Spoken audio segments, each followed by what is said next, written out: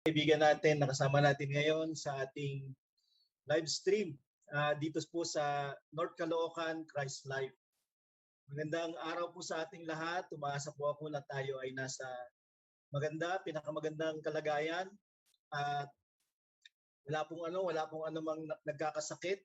Bukod dun sa mga alam na natin, katulad ni Pastor Joey, tayo nagpapasalamat sa Panginoon dahil pinagtagpo-tagpo niya tayo ulit dito sa ating online meeting upang mag-fellowship, upang magpuri, upang magbigay ng pasasalamat sa Panginoon at siyempre para pagsaluhan ang kanyang mga salita. Ito po yung ating pag-uusapan ngayong araw na ito, God's judgments. Plural po yan. And why is it right for God to judge and how? Ito po yung ating pag-uusapan ngayon. Pero bago tayo pumunta doon, ay ibigay muna natin sa ating Panginoon yung ating mga pag-uusapan at tayo na makikinig. Magdasal po muna tayong lahat. Ama, kami po nagpapasalamat ngayong araw na ito sa lakas na ibinigay mo sa amin ulit at sigla upang makipagtipon sa mga kapatid at mga kaibigan namin. At muli, Panginoon, ay mapagpala, Lord, ng presensya nila, lalong-lalo na ng presensya mo. At basbasan mo din yung mga pag-uusapan namin at kami na makikinig upang ang aming hindi lamang isang araw, isang linggo, subalit ang aming mga paglalakad ay mapaalalahanan, maturuan at mabigyan ng kalakasan. Magpapasalamat kami, Panginoon, sa tema na pag-uusapan na iyong bibigyan ng buhay sa amin. Ang iyong salita ay iyong hiningahan at nararapat, Panginoon, na ito'y magpaalala sa amin at magbigay sa amin ng pagtuturo ulit upang kami ay maging kumpleto, Panginoon, sa mga susunod na araw. Ngayon nga, Panginoon, ay aming bibigay ang aming mga pandinig at aming mga puso at ihanda mo kami sa iyong mga salita. Sa pangalan ng Panginoong Hesus. Amen. So ito po yung ating pag-uusapan, God's judgments. Why is it right for God to judge and how? Bakit tungkol sa judgment of God or plural judgments ang pag-uusapan natin? Kasi sa panahon, nagkakaroon ng mga taong interesado tungkol sa judgment of God. Lalong-lalo na sa panahon natin na merong kalagayan tayo globally, yung COVID situation. At maraming mga nagtatanong, is COVID-19 a judgment from God?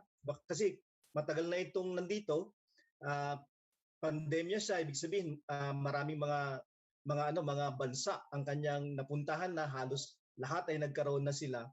At madaming mga pinatay na ito. Mahigit 4 million na po yung mga pinatay niya.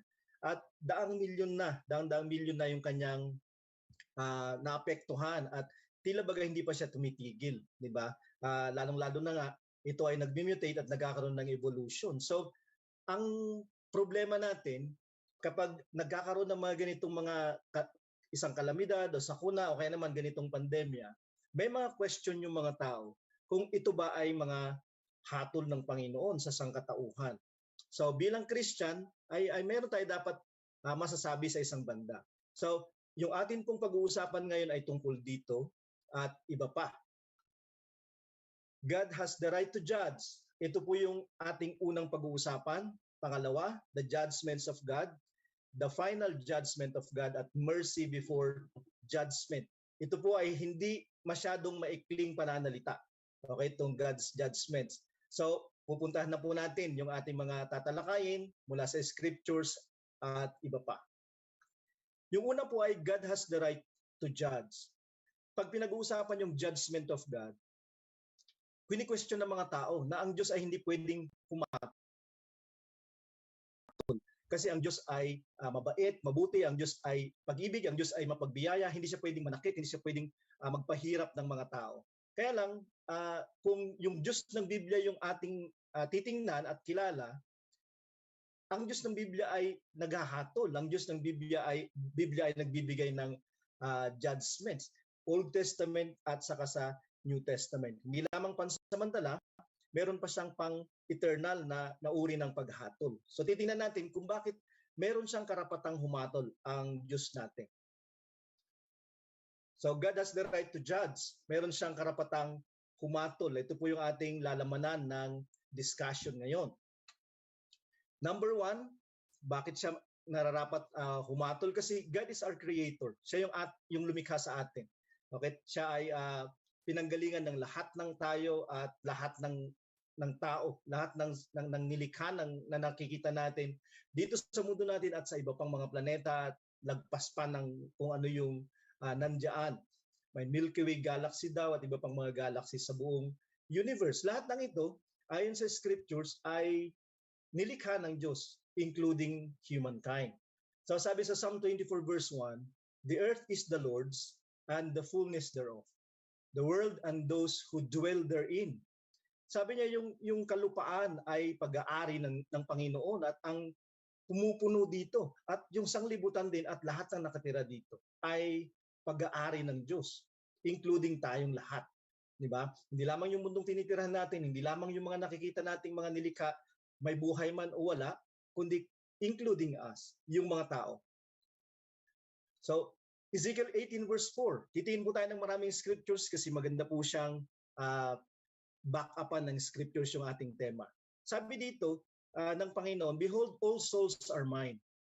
Sabi niya narito, ang lahat ng kaluluwa, ang lahat ng tao ay sa akin. Sabi niya, "The soul of the Father as well as the soul of the Son is mine." Yung magulang at yung anak, akin sila. "The soul whose sins shall die." Ang nagkakasalang kaluluwa o tao ay mamamatay. So ito yung hatol niya sa pag-aari niyang kaluluwa. Hahatulan niya ng kamatayan yung mga magkakasala. At ang kasalanan ay yung hindi pagsunod sa kanyang mga alituntunin at mga kalooban. So, kaya lang, dito sa discussion natin, God is our creator at tayo ay kanyang pag-aari.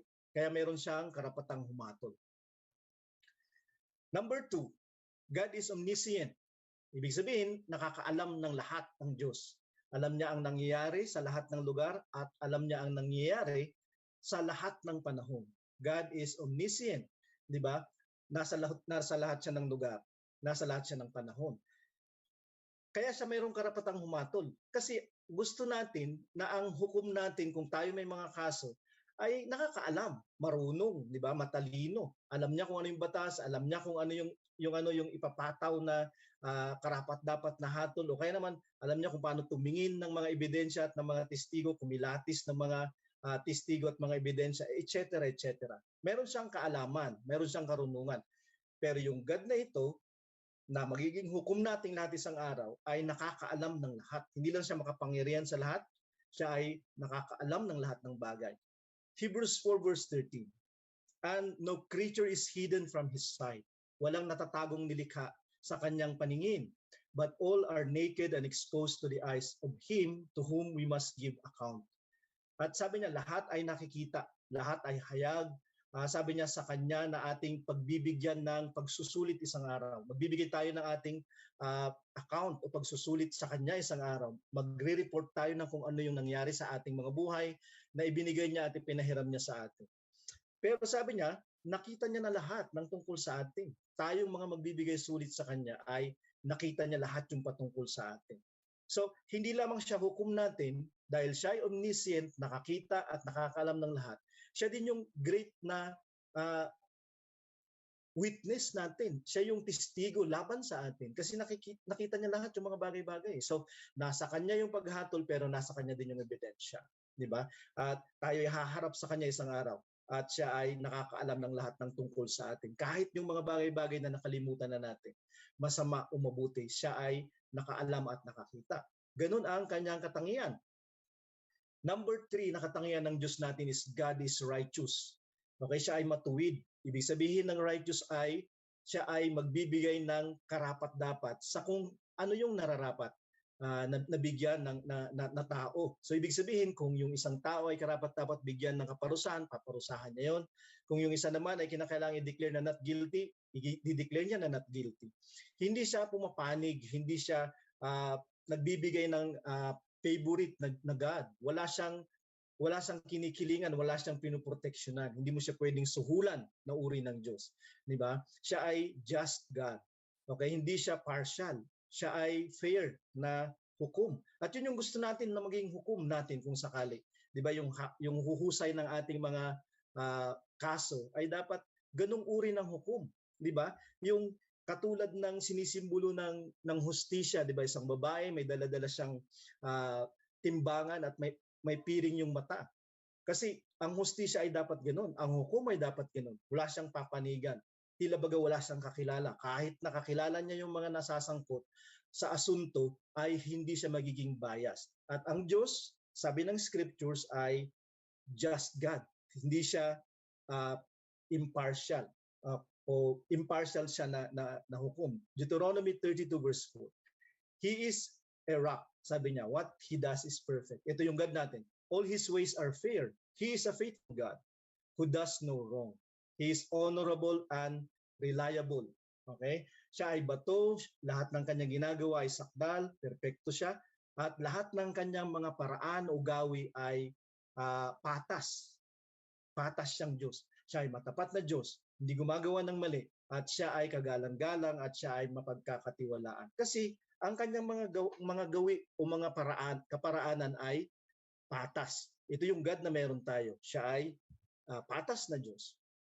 Romans 2 verse 5 at saka 6 at saka 11. God's righteous judgment will be revealed. Mahayag isang araw ang matuwid na paghatol ng Diyos. He will render to each one according to his works. At kanyang ibibigay sa bawat isa ang ayon sa kanilang mga ginawa. Sabi niya, for God shows no partiality. Dahil hindi nga siya nagbibigay ng pabor o hindi siya tumitingin ng kung sino-sino yung mga tao at kanyang papanigan yung gusto niyang panigan lang. Diba? God's righteous judgment ay yung kanyang impartiality. Okay, so ito yung Diyos na meron tayo sa kanyang paghatol isang araw. Kapag tayo haharap na sa kanya, ayon lang sa kung ano yung ginawa natin, doon niya tayo hahatulan. At siya ay magbibigay ng hatol ng walang pagpili. Number 4, binibilisan ko po kasi medyo mahaba yung discussion natin, pero sa palagi ko interesting ito. Verse 4, number 4, sorry. Number 4 pala, hindi verse 4. God is gracious. Okay? God is gracious. So kanina, God is our creator. Okay? God is omniscient. God is righteous. Ngayon naman number 4, God is gracious. Okay? Bakit mahalaga na ang God na hukom natin ay gracious? Kasi kung tayo ay not guilty, pwede niyang i-reconsider. Ang ibig sabihin ng gracious na hukom is kahit nakarapat dapat nabigyan ka na ng parusa, ay pwede ka pa rin niyang patawarin. Pwede niyang i-reconsider yung iyong kaso. Hindi dahil sa wala kang kasalanan, kundi siya ay mabuting Diyos, mapagbiyayang Diyos kasi. Bibigyan ka niya ng amnestia o pardon. Gusto natin ng hukom na nagbibigay ng consideration. Titus 2 verse 11. For the grace of God, sabi niya, has appeared. Nagpakita ang biyaya ng Diyos, bringing salvation for all people. At nagdala siya ng kaligtasan sa mga tao. Yung biyaya ng Diyos, hindi siya doktrina ang biyaya ng Diyos. Ang biyaya ng Diyos na nagpakita ay hindi yung mga salita, kundi yung nagsalita. Si Jesus yung biyaya. Ang Diyos ang biyaya ng sarili niya. Ipinakita niya yung sarili niya. Siya ay nagkatawang tao. At siya ay namatay para sa mga taong mapagrebelde sa kanya. Inabot niya yung mga taong tumatakbo, palayo, dahil sila yung mga ligaw sa kanya. At siya ay nagbigay ng kapatawaran sa mga taong matagal nang hindi siya sinusunod at hindi tumatalima sa kanyang mga utos. Yun ay biyaya. Ginawa niya yung hindi karapat-dapat sa atin at ibinigay niya yung hindi natin maibigay sa ating mga sarili. Biyaya ng Diyos. So dumating siya bilang biyaya sa atin. At nung natapos si Jesus Christ, yung Espiritu Santo naman ng Diyos, yung ikatlong persona ng pagka-Diyos, siya naman yung humalili nung umalis na si Jesus Christ. So palaging ang Diyos sa kanyang anak at ang Diyos sa kanyang Espiritu Santo ang biyaya ng Diyos na nagbibigay ng kaligtasan sa atin. Siya ay mapagbiyaya.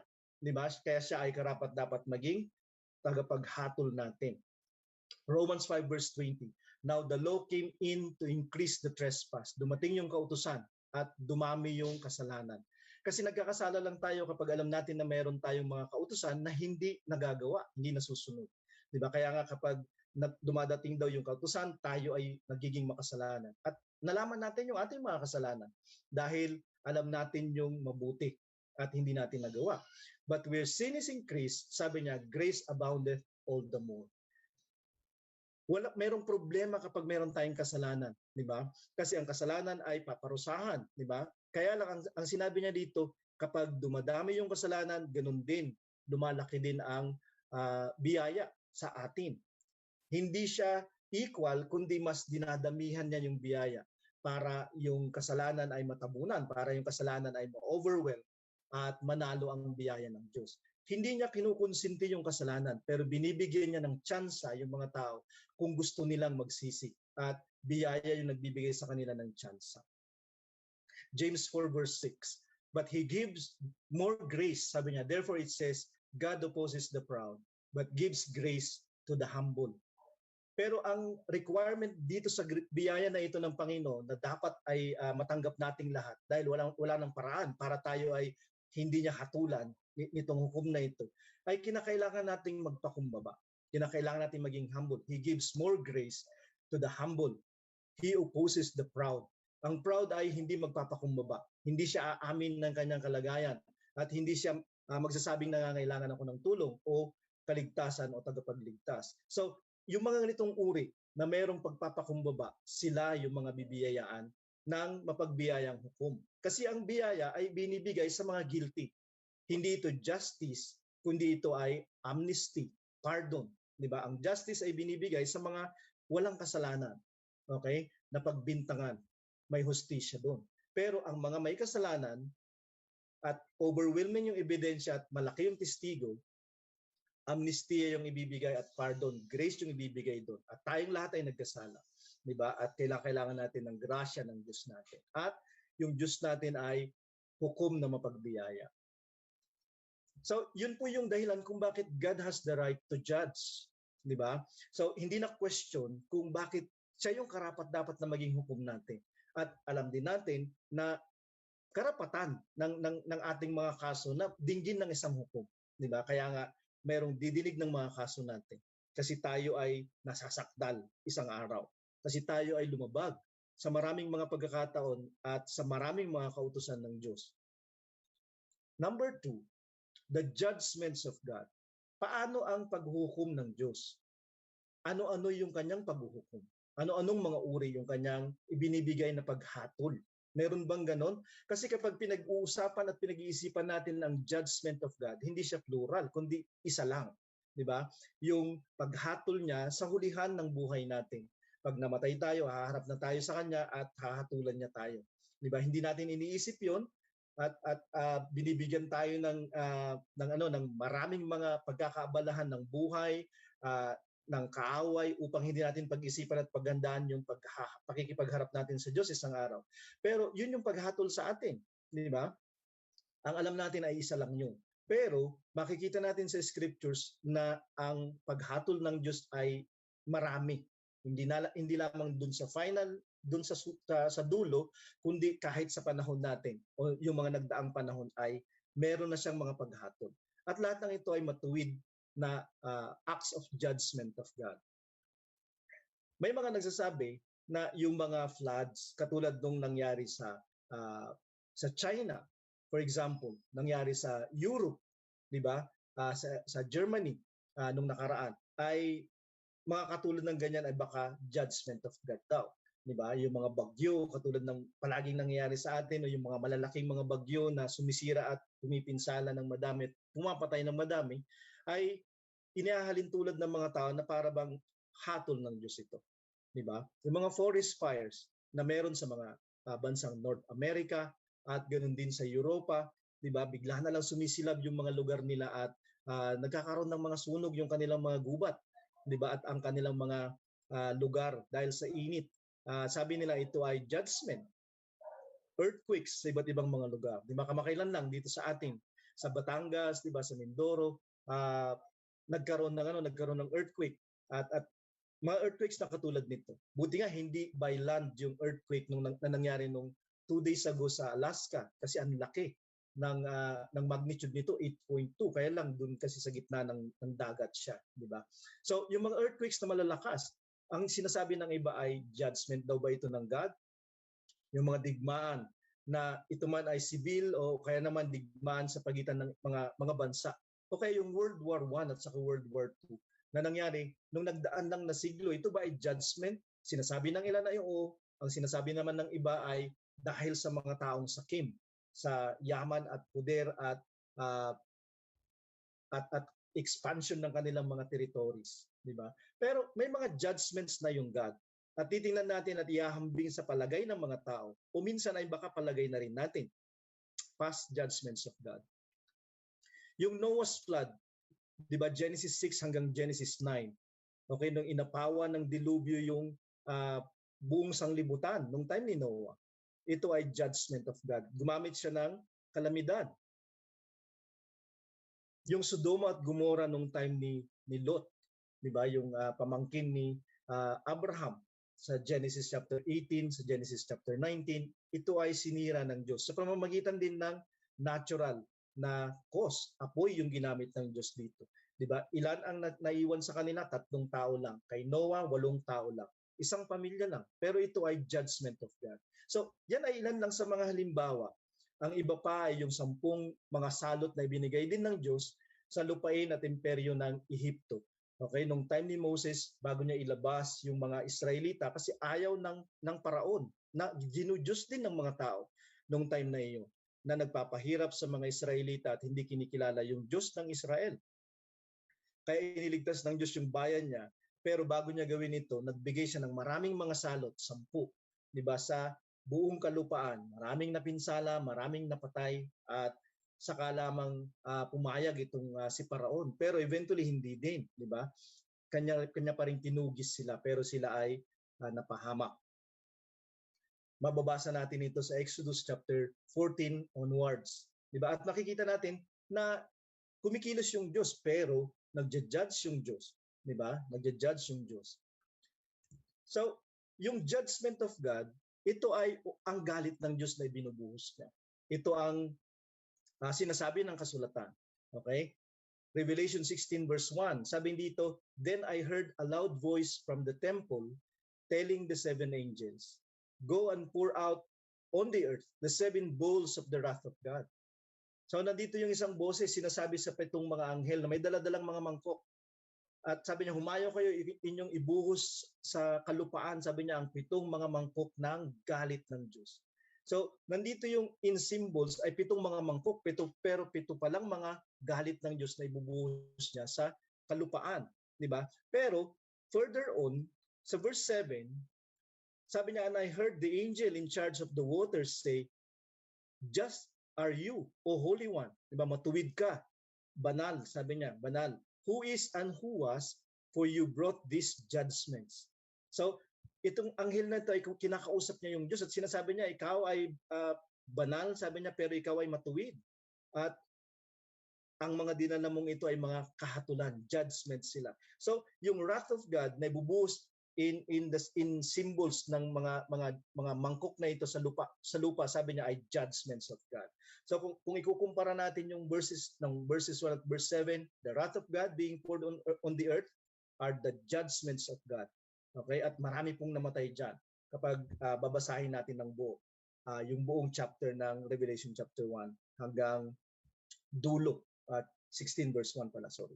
So yung judgment of God ay the wrath of God. At mababasa mo yung galit ng Diyos, hindi lamang ibubuhos niya sa mga tao at dadalhin niya sila sa impyerno isang araw, kasi yun yung pinaka-final na galit ng Diyos. Subalit ito ay nasa kalupaan, ibinubuhos din niya ito sa kalupaan. Hindi lamang sa impyerno ito, kundi sa kalupaan, katulad ng sinasabi ng verse na ito. At pwede na itong nangyari nung unang panahon. Katulad dun sa tinignan natin kanina, from Noah to Moses.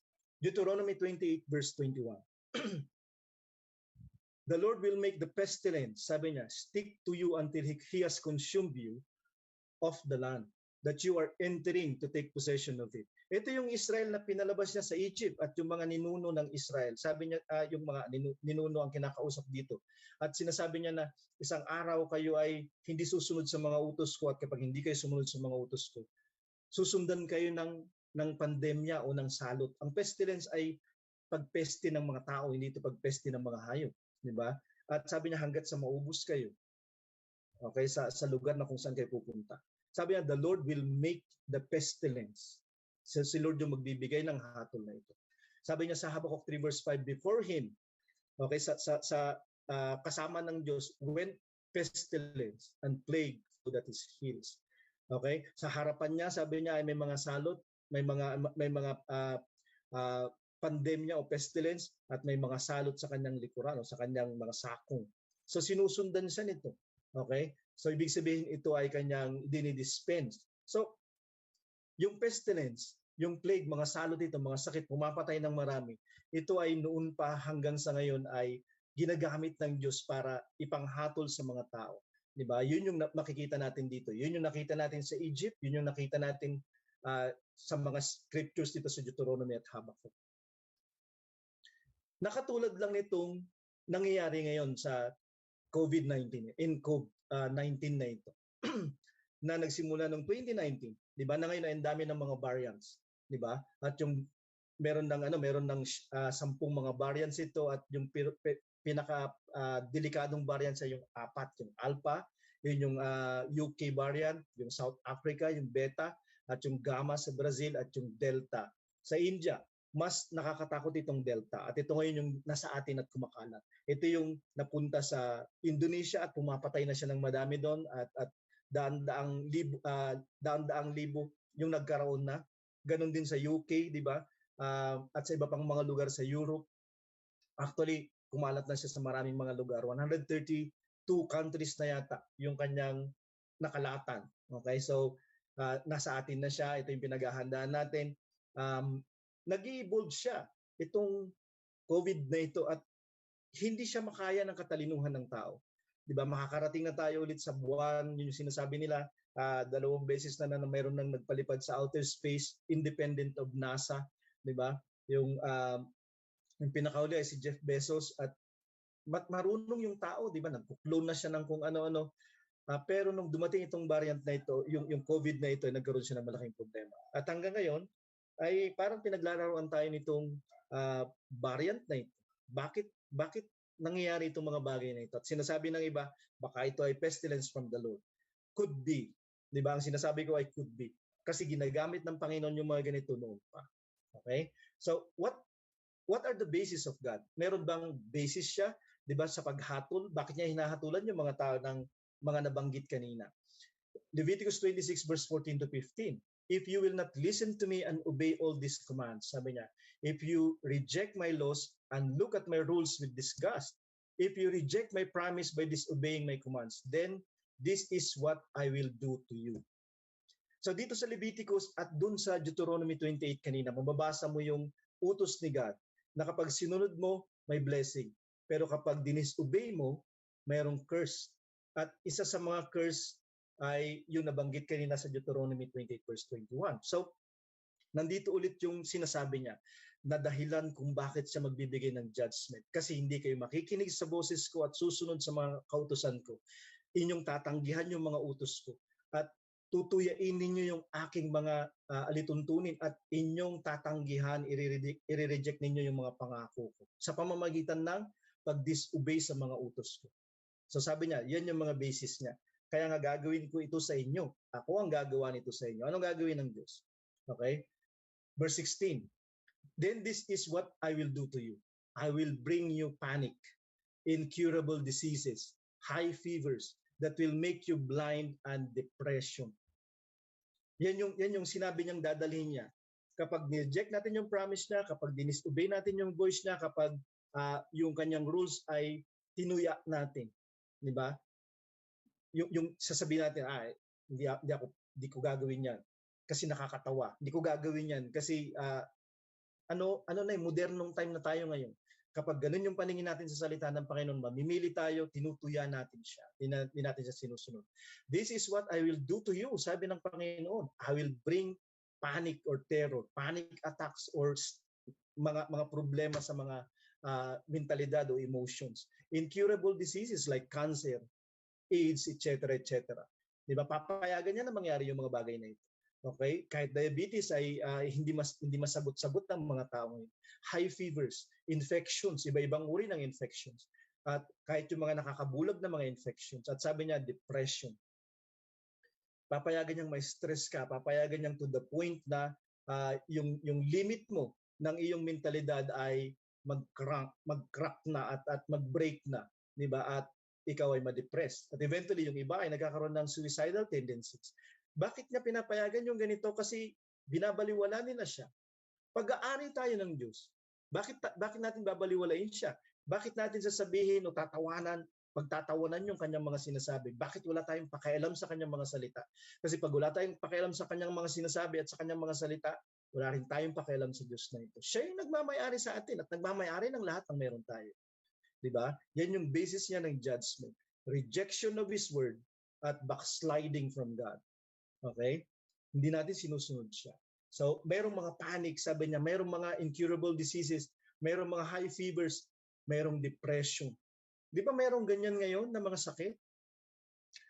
So, Hosea 4 verse 1, listen to the word of the Lord, you Israelites. Sabi niya, the Lord has brought these charges. Ito yung mga asunto laban sa inyo ng Diyos. Ito yung mga charges niya sa inyo against those who live in the land. There is no faith, there is no love, no knowledge of God in the land. Walang pananampalataya yung mga tao, wala silang pag-ibig, wala silang knowledge o kaalaman tungkol sa Diyos. 'Di ba? Yung Diyos na iniimbento nila na parang Santa Claus. Tatawagan nila kapag birthday nila, pupuntahan nila kapag meron silang mga sakit, pupuntahan nila kapag meron silang peligro o kaya meron silang kalamidad. Hindi yun yung Diyos ng Bible na pwede mong baliwalain sa buong isang taon, pero kapag special na holiday mo, meron kang panahon sa kanya. Hindi yun yung God ng Bible. 'Di ba? Hindi mo kilala yung God na ito. 'Di ba? Sabi niya, wala silang faith, wala silang love, wala silang knowledge of God. Ito yung asunto ng mga tao sa Diyos. Sabi na, paano sila naging ganito? Ano ang naging pruweba ng Diyos? Verse 2 at saka 3. There is cursing, lying, murdering, stealing, adultery. There is cursing, lying, murdering, stealing, adultery. 'Di ba? Merong panunumpa, may pagmumura, may pagsisinungaling, may pagpatay, may pagnanakaw, may pangangalunya. Sabi niya, people break my laws. Kaya sila walang love, wala silang faith, wala silang knowledge of God kasi they break my laws. Wala silang pakialam sa God at i-break yung kanyang kautusan. Kaya ang resulta, yung kanilang pamumuhay ay punong-puno ng kasalanan. Cursing, lying, murdering, adultery, sabi niya. That is why, if we break our law, the law of God, at tayo ay naging makasalanan, ito yung buhay natin, sabi niya, that is why the land is drying up. That is why the land has no water. Ang ibig sabihin is merong drought and everyone who lives in it is passing away. Sinong mabubuhay kapag walang tubig? 'Di ba? At naiintindihan nila ito dati kasi agricultural yung lugar nila. Kapag walang tubig, walang ulan, mamamatay sila kasi walang may tatanim at walang aanin. Wala silang kakainin. 'Di ba? At merong mga ganitong nangyayari sa kalupaan. Merong ganitong nangyayari sa iba't ibang mga lugar sa kasalukuyan. 'Di ba?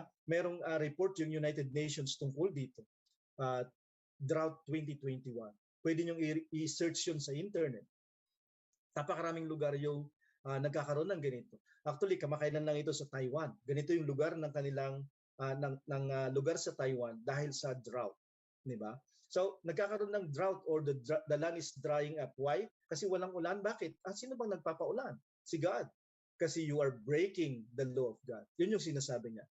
Wild animals, birds, and fish are dying. Ito yung mga resulta ng pag-break ng law, 'di ba?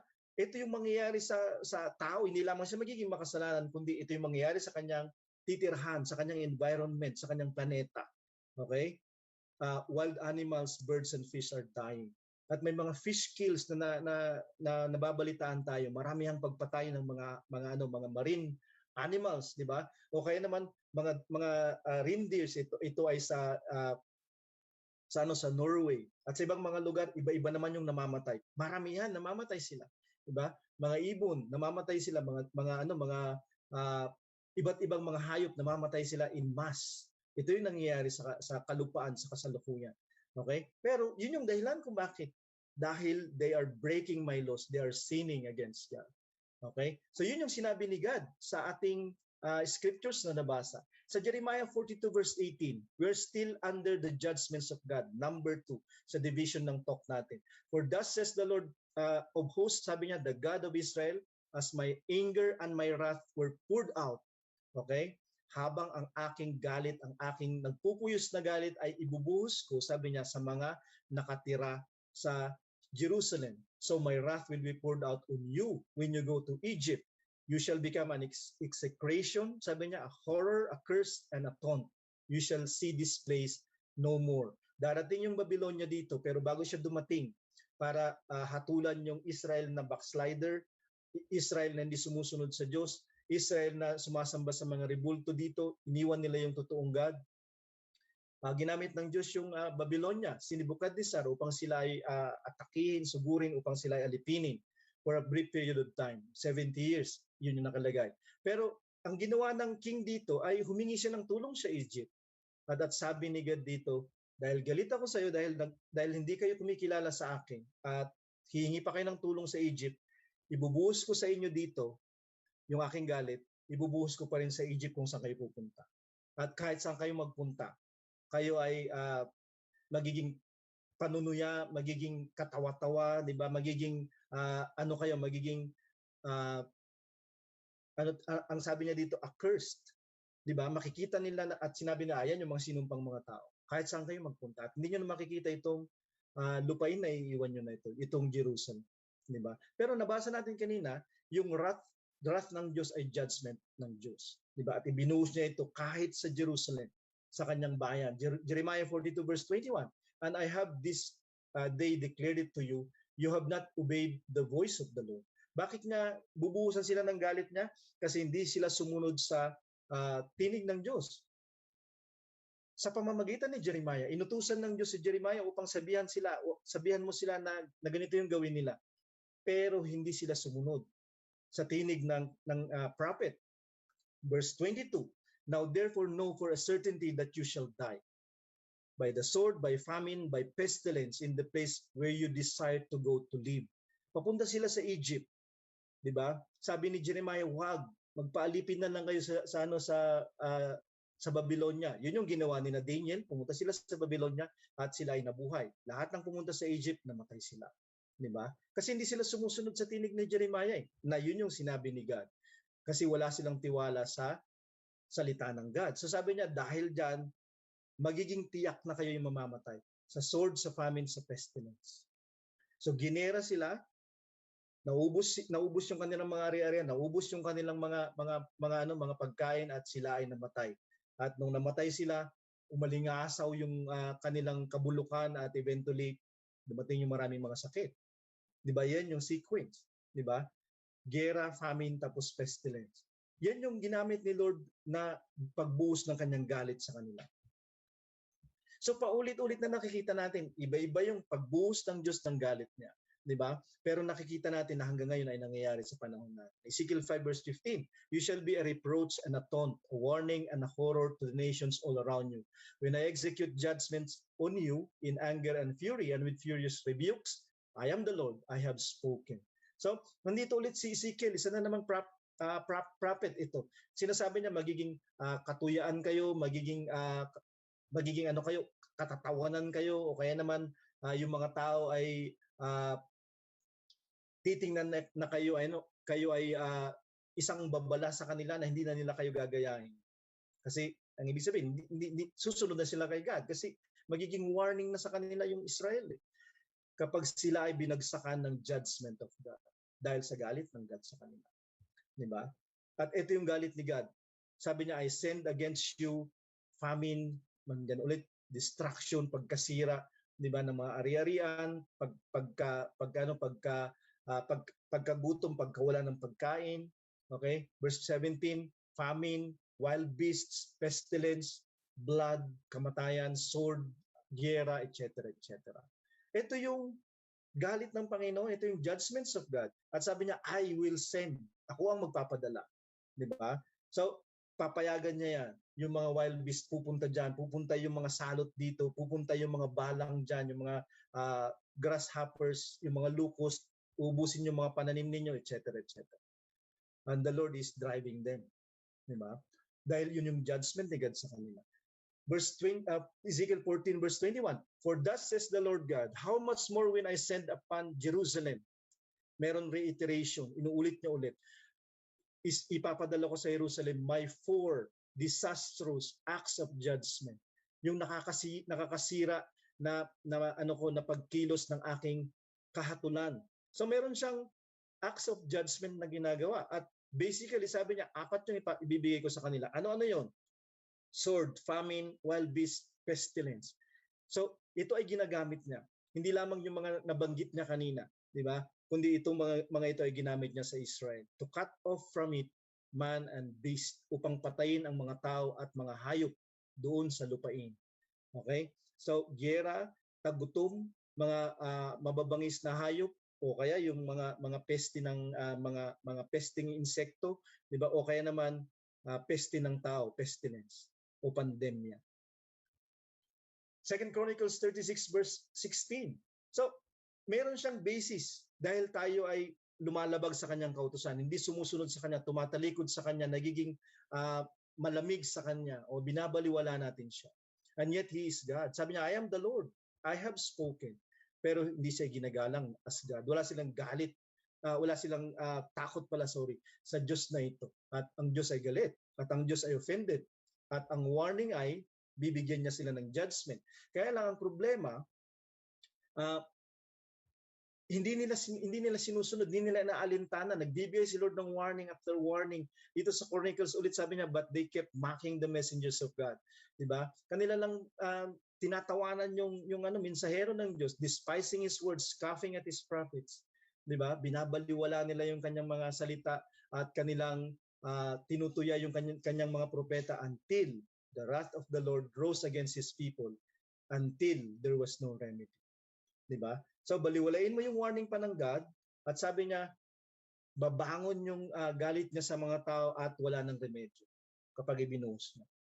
Wala ng remedyo. Ibig sabihin kapag ibinuhos niya yung pestilence at kung itong COVID ay pestilence pandemya na ito ay judgment of God, there is no remedy. Hindi ka pwedeng magremedyo. Walang remedyo.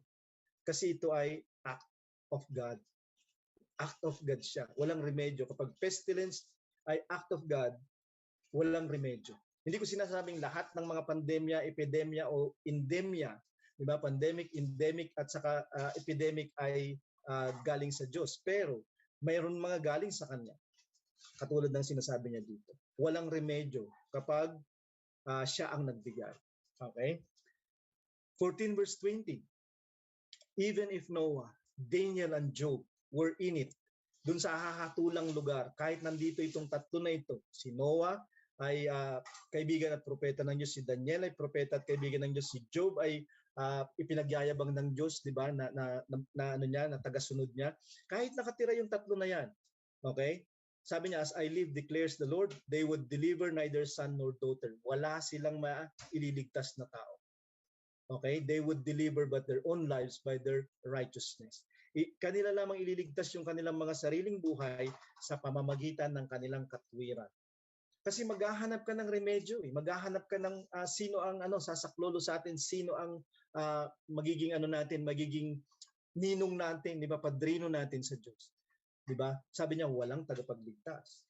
Kapag dumadating yung kanyang paghatol, kahit anong gawin mo, walang magdadasal para sa iyo na magiging effective kasi nagdadasal tayo. Nagdadasal ako last year pa. Nung nagsimula ito, nagdasal na tayo.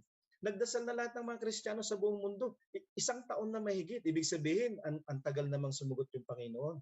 Pero kapag ito ay kanyang judgment, walang remedy. Even if merong tagapamagitan, hindi siya makikinig sa kanila. Tingnan mo yung sinabi niya dito sa Jeremiah 14 verse 10. Thus says the Lord God concerning these people.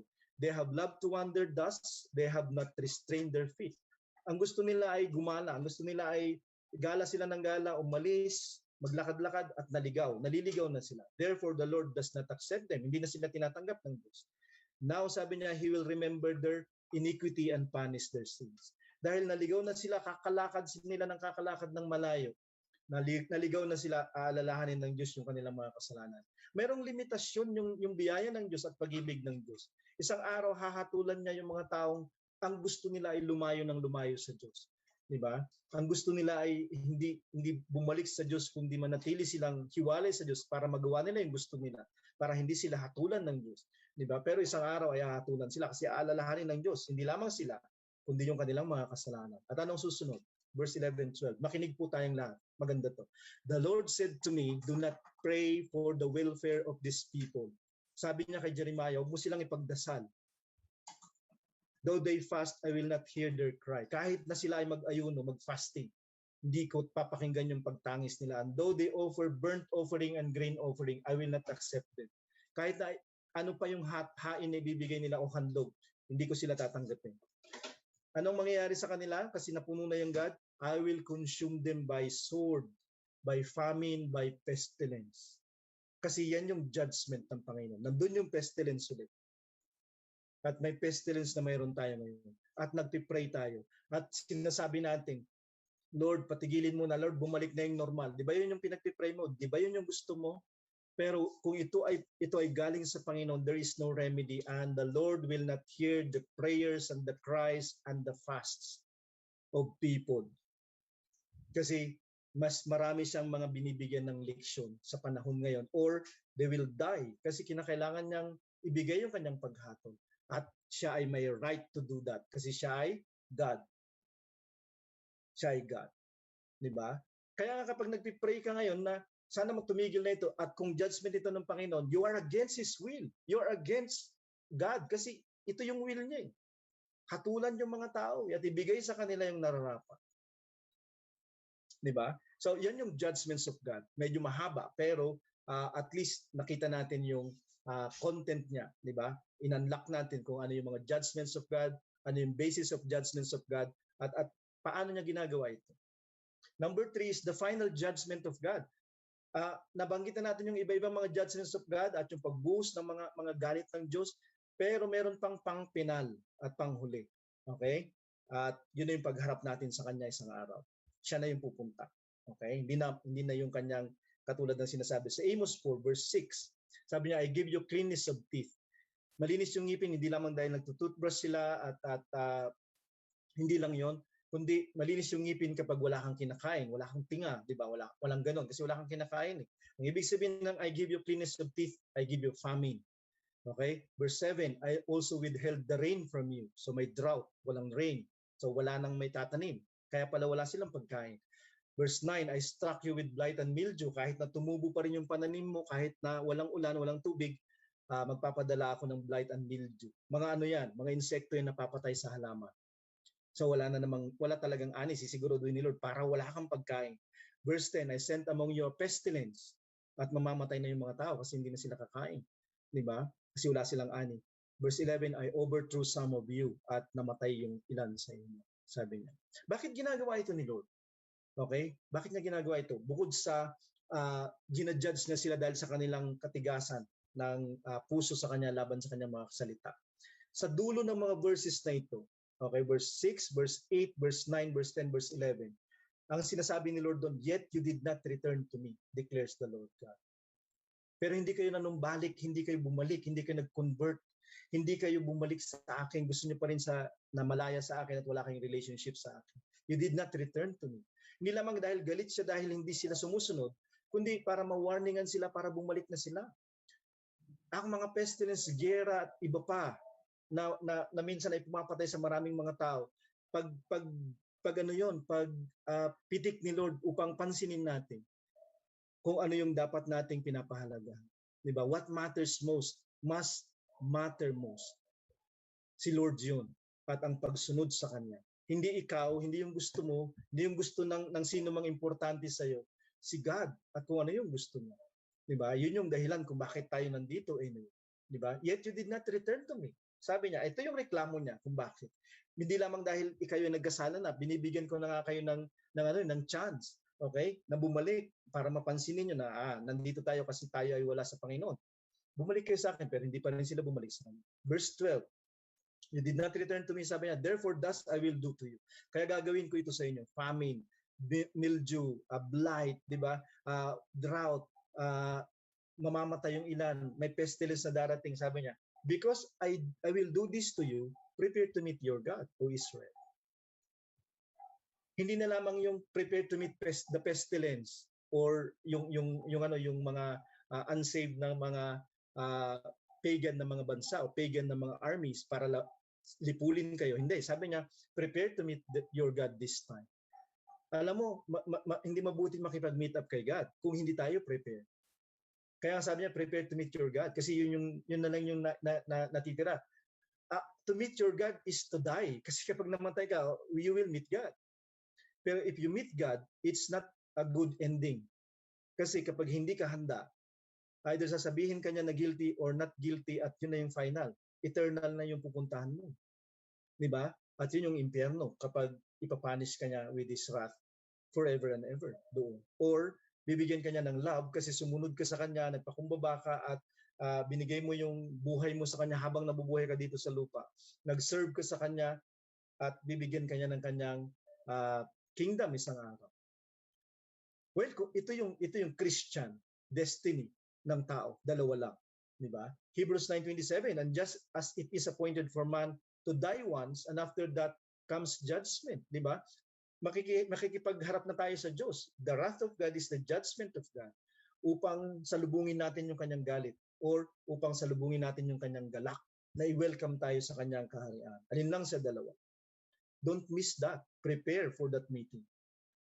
1 Peter 4 verse 17 to 18. Sa church, sa iyo na nakikinig, okay, sa iyo na Christian, spirit-filled, nagpakumbaba sa Panginoon at nagsisi sa Kanya, it is time for judgment to begin at the household of God. The household of God is the church. Sabi niya, yung judgment is to begin at the household of God. Bakit magsisimula sa household of God? Kasi tayo ay in a sense habang nasa church ay judge. We are gods. 'Di ba? I-bless niya tayo kasi tayo naging pag-aari niya. Kasi tayo ay nanumbalik. We came home. Hindi na tayo nag-wander away kundi para tayong mga prodigal son lahat na nanumbalik na sa sambahayan ng Diyos. Nanumbalik na sa kanyang mga utos, nanumbalik na sa kanyang pag-ahari. Kahit na wala pa yung kanyang kingdom dito. 'Di ba? Kaya ang judgment sa atin is, we are gods. Kaya lang dito din sa church, mapifilter kung sino talaga yung susunod sa kanya. Kasi hindi ka pwedeng manumbalik sa dati mong pamumuhay habang nasa church ka. Hindi ka pwedeng magtago sa mga tao dito. Hindi ka pwedeng magtago sa kabanalan ng iba o sa prayers ng ibang mga tao. Ikaw ay magpapatuloy sa sarili mong paglakad. Ikaw ay magbibigay account sa sarili mong pagsunod sa Panginoon, hindi pagsunod sa Panginoon. 'Di ba? Kaya nga may mga tao dito na tumitigil, kaya nga may mga tao dito na umaalis o kaya tumatalikod din sa Panginoon. Kasi dito makikita kung ano na yung judgment mo. 'Di ba? Kung ikaw ay magpapatuloy, you will be judged right. Kapag ikaw ay mag-stop, you will be judged bad. 'Di ba? Kasi yung wrath of God will be poured out. And if it begins with us, with the church, sabi niya, what will be the outcome for those who do not obey the gospel? Bakit tayo ginudge? Kasi nung sumunod tayo sa gospel, we are judged, not guilty. Pero paano yung mga hindi susunod sa gospel? Kasi ang gospel ngayon, pinaniniwalaan lang. Hindi, you have to obey the gospel. After marinig mo yung gospel, may gagawin ka. Hindi yung maniniwala ka lang, katulad ng sinasabi ng maraming mga churches at maraming mga Christians. What will be the outcome for those who do not obey? Hindi lamang who do not believe, who do not obey the gospel of God. And if the righteous is scarcely saved, sabi niya, what will become of the ungodly and the sinner? Yung hindi nag-o-obey ng gospel of God, sila ay ungodly and sinner. Yun yung sinasabi ng scripture dito. Pero yung household of God, ginudge na sila na righteous. Pero sila ay bibihira lang, kukunti lang, sabi niya. Di ba? Kasi yung iba pa nga tumitigil at umaalis at hindi na nagpapatuloy. So, the final judgment of God. Okay, yan yung the final judgment of God. At nauna sa church, okay, bago ibigay yung you're going to hell, you're going to the kingdom of God. Pero yung church, sila na yung kingdom of God on earth. Nagsimula yung judgment sa kanila. Yung panghuli po ay mercy before judgment.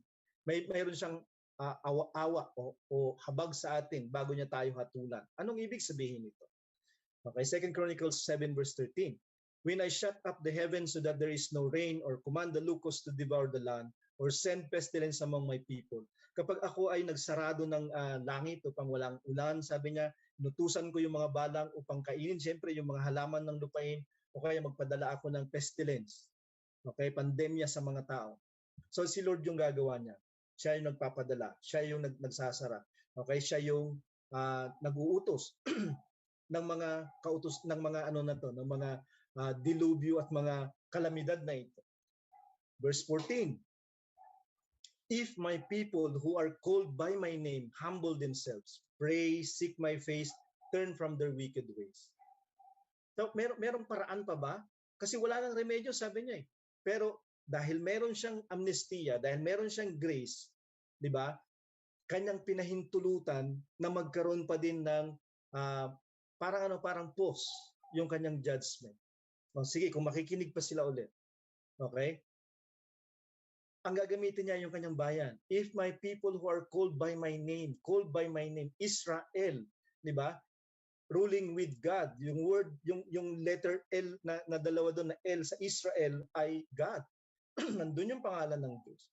Yung L, di ba? Yung Christian, nandun yung pangalan ng Diyos, Christ. So kapag yung mga tao ko na tinawag sa pangalan ko, magpapakumbaba sila, magdadasal sila, hahanapin nila ako, hindi nila hahanapin yung blessing, hindi nila hahanapin yung kahit ano pa man, ako yung hanapin nila yung aking mukha. Okay, ako. Turn from their wicked ways at sila din ay manumbalik sa akin. Sila din ay magsisi, kilatisin nila, linisan nila yung mga sarili nila. Di ba? Sabi niya, anong gagawin? Yun yung gagawin natin. Kapag dumadating yung mga judgment of God, yun yung gagawin ng church. People called by God's name. Ito yung gagawin ng God. I will hear, I will forgive, I will heal. Tatlo yung gagawin niya. I will hear, I will forgive, I will heal. Sabi niya kanina walang remedy, pero bibigyan niya ng amnestia or pardon or grace undeserved. Pero ang dispenser, ang magkakalat, ang kanyang instrument of grace, yung church, yung Christian na magdadasal, na magpapakumbaba, na hahanapin niya yung God kasi siya yung sagot at siya din ay magsisisi itong tao na ito. Lilinisan niya yung kanyang sarili at ang Diyos ay sasagot. At isa sa mga sagot niya, hindi lamang siya magpapatawad, siya ay magpapagaling ng lupain. Siya ay magpapagaling sa mga taong may sakit dahil sa pandemya. Kasi kung walang remedy, He is His own remedy. Siya pa din yung magiging remedyo kasi siya yung tagapagligtas.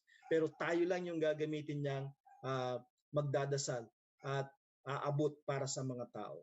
Ito yung gawain ng simbahan o called by His name. Ezekiel 9 verse 4, and the Lord said to him, di ba merong mga dito, persona dito, mga angels yata yung kanyang inutusan dito bago hatulan yung bayan ng Israel. Pass through the city, sabi niya, through Jerusalem. Put a mark on the foreheads of the men who sigh and groan over all the abominations that are committed in you. Tatakan mo yung noo, sabi niya, ng mga taong sila ay nahihirapan, sila ay nabibigatan, di ba? Ng lahat ng mga karumal-dumal na ginagawa ng mga tao, lahat ng kasalanan ginagawa ng tao. Kapag yung mga tao ay nagkakasala sa paligid at nabibigatan yung iba, yung mga yon, yung mga nabibigatan sa kasalanan, yung mga ayaw nila ng kasalanan, sila yung tatakan mo. Nagtatatak si Lord noong unang panahon. Di ba? Verse 6, pagkatapos ng tumatak, sabi niya, kill old men outright, young men and maidens, little children and women, but touch no one on whom is the mark. Patayin mo na yung mga matatanda, lalaki, babae, bata, matanda, pero huwag mong sasalingin yung mga may tatak. Begin at my sanctuary. Puntahan mo lahat, kahit yung aking sanctuaryo, yung templo, yung tinatawag na banal na lugar, di ba? Yung simbahan siguro. So they began with the elders who were before the house. At nagsimula na silang patayin, nagsimula na yung judgment nitong mga inutusan ng Diyos na ito. Pero yung mga may tatak, hindi sila kinanti. Merong ganito na ginagawa si Lord, di ba? At merong mga dispensers ng grace ng Panginoon upang tatakan, upang bigyan ng kaligtasan yung iba. Kung gagawin lang sana ng mga inutusan niya, okay, yung kanilang gawain. So, God's amnesty through us, through you, you are the instrument and dispenser of grace of God. Ezekiel 22 verse 30. Kaya nga bago dumating yung Babylonia, sabi niya dito, and I sought for a man among them who should build up the wall and stand in the breach before me for the land, that I should not destroy it, but I found none. Nandito ulit yung sinasabi ng Panginoon, paulit-ulit si Ezekiel. Naghahanap ako ng isang tao, kahit isang tao lang, sabi niya, na natatayo lang upang itayo yung bakod. Kasi ang Israel ay in symbol para siyang isang bayan na nababakuran. Kasi dapat may bakod ang bayan nung unang panahon para hindi siya mapapasok ng kaaway o ng mga tulisan. Pero sabi niya, ang Israel ay basag, sira yung bakod niya. So, siya ay pwedeng pasukin na ng mga kaaway o pasukin ng mga masasamang loob. Wala siyang proteksyon. Diba? Kaya sabi niya, naghahanap ako ng tao na magtatayo nung wall. Ibig sabihin, sila yung proteksyon. Okay? Sila yung mamamagitan before me for the land. Mamamagitan sila sa pagitan ko at ng bayan, ng lupain, para hindi ko sila sirain, para hindi ko ipadala si Nebuchadnezzar, ipadala yung pestilence, ipadala yung famine, ipadala yung sword. But I found none. Pero wala akong makita na natitindig para mamagitan sa tao at sa Diyos. Magiging tagapagsalita ng Diyos sa tao. Magiging tagapagsalita ng tao sa Diyos. Walang namamagitan. Walang wall. Di ba? Therefore, I have poured out my indignation upon them. Kaya binuhos ko yung galit ko sa kanila. Hindi lamang dahil karapat-dapat sila, dahil wala man lang tumayo at nagmalasakit. Ibig sabihin, lahat sila ang iniisip lang ay yung kanilang kapakanan. Wala silang pakialam sa kapakanan ng iba. I have consumed them with the fire of my wrath. At ang wrath of God is the judgment of God. I have returned their way upon their heads, declares the Lord God. Diba? Ako ay hindi nyo pinansin, hindi ko rin ko ipapansin. Babalik ko kung ano yung ginawa ninyo sa akin. Ezekiel 13 verse 10. Ano ang gagawin natin? Diba? May amnestia yung Panginoon. Ito yung panahon na dapat nagdadasal ka at nagdadasal ako para sa ibang mga tao. Ito yung panahon na dapat dinadala natin yung mensahe sa mga tao para maligtas sila. Pero anong ginagawa natin? Papayagan natin yung ibang mga tao na gawin yun. Papayagan natin yung ibang mga iba ang pananampalataya para gawin yun. Sabihin lang sa mga tao, manampalataya lang kayo. No. Magsisi kayo. Tumalikod kayo sa mga kasalanan. Humingi kayo ng tawad sa Panginoon. Di ba? Kaya lang, ito yung naririnig natin. Hindi, maniwala lang kayo. Kaya sabihin nila, magdasal tayo kay Maria, magdasal tayo sa mga santo. Hindi ito gawain ng mga Kristiyano o ng Israel noong unang panahon, yung mga bayan ng Diyos na sumusunod sa Diyos. Di ba? At dito sa Ezekiel, merong kontra, merong kompetensya yung mga totoong prophet. Precisely because, sabi niya, they have misled my people, but they are misleading the people. Kanilang inililigaw yung mga tao, saying peace when there is no peace. And because when the people build a wall, these prophets smear it with whitewash. Okay? Nandito na naman yung malasimbulong salita ng Diyos. Diba? May mga tao na hindi naman dapat sila nagsasalita, pero nagsasalita sila. Hindi, may kapayapaan. Hindi, babalik tayo sa normal. Hindi, kaya natin yan, etc., etc. Pwede siguro eventually. Pero pagkatapos na mamatay na yung madami. Diba? Sabi ng Panginoon, hindi, walang peace. Huwag kayong maniwala sa mga sinasabi nila. At kung ito ay galit ng Panginoon, mangyayari talaga siya. Diba? Itong mga nagsasabi ng ganito, sabi niya, sila yung mga tao ay meron na silang sariling proteksyon sa palagay nila. Diba? Yun yung wall nila. Pero hindi yung sinasabi ko. Ang wall ninyo ay yung mga prayers ng mga tao, the people of God, o kaya naman yung message o word na pagsunod ninyo sa Diyos. Yun yung wall ninyo. Pero yung mga prophets, inaayunan pa nila yung mga tao. Oo, totoo. Babalik tayo sa normal isang araw. Oo, totoo. Walang mangyayari sa atin. Magdasal ka lang. Huwag kang mag-mask. Diba? Etc. etc. Hindi totoo yun. Diba? Para silang mga prophets smearing the wall of the people with whitewash. Sila pa yung nagpipintura ng wall ng mga tao. Sinusuportahan nila yung mga gawi at mga paraan ng mga taong hindi nga sumusunod kay God.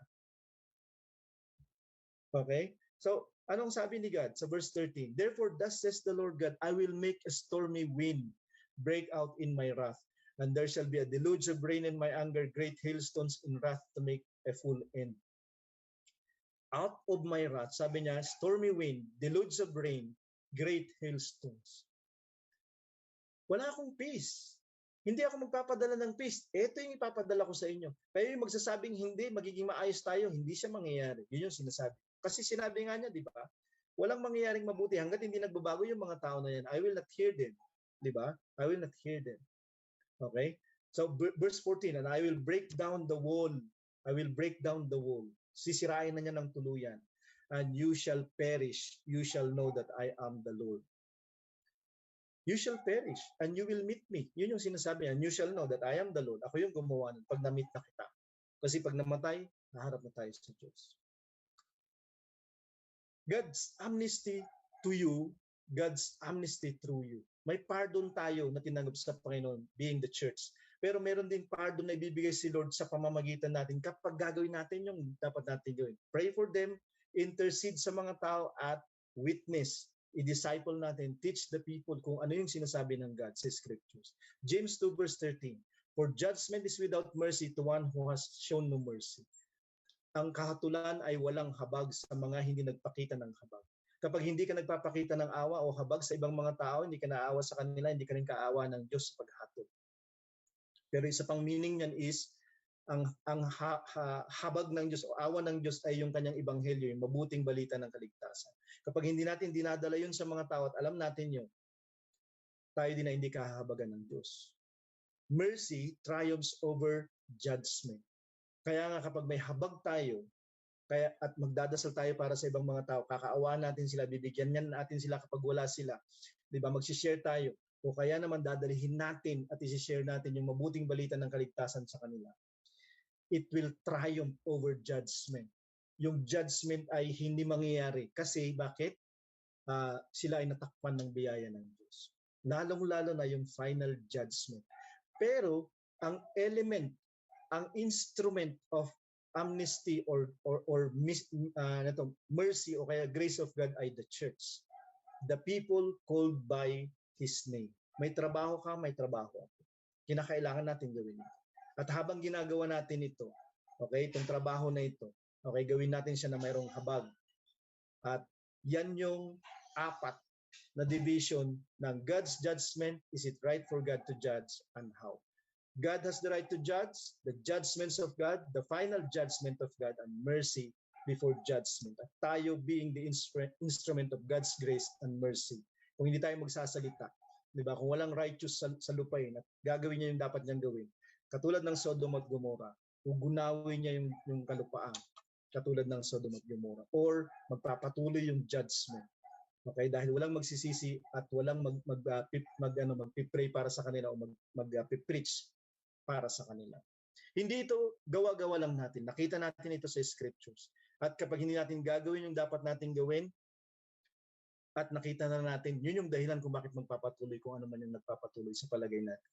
Lalong-lalo na kapag alam natin, kung alam natin itong pandemyang ito ay part ng pestilence na sinasabi ng scripture na judgment ni God eventually.